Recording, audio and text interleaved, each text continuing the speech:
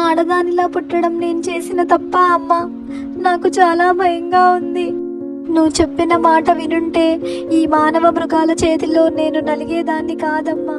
నీ చిన్ని పాపను కదా, నన్ను కాపాడవా ప్లీజ్.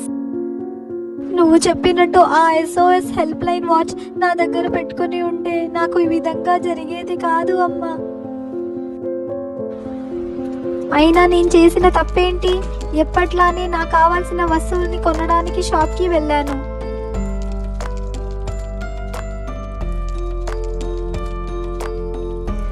మరుసటి రోజు కూడా షాప్కి వెళ్ళి ఇంటికే వస్తున్నాను.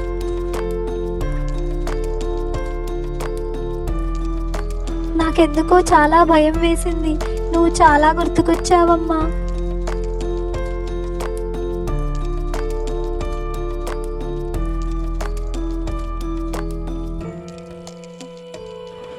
కొంతమంది నన్ను ఆపి మాటల్లో పెట్టి ఎక్కడికో ఎత్తుకెళ్ళారు. నాకప్పుడు ఏం చేయాలో అర్థం కాలేదు. భయం వేసింది.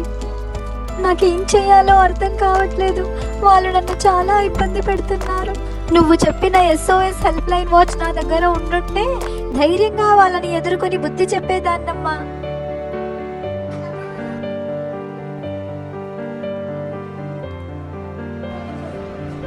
ఆ SOS హెల్ప్ లైన్ ద్వారా పోలీసులను పిలిచి ఆ మానవ మృగాలకు తగిన శిక్ష పడేలా చేసేదాన్నమ్మా.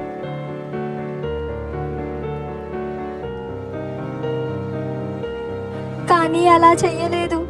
ఎందుకంటే నీ మాట వినలేదు. నన్ను క్షమించమ్మా.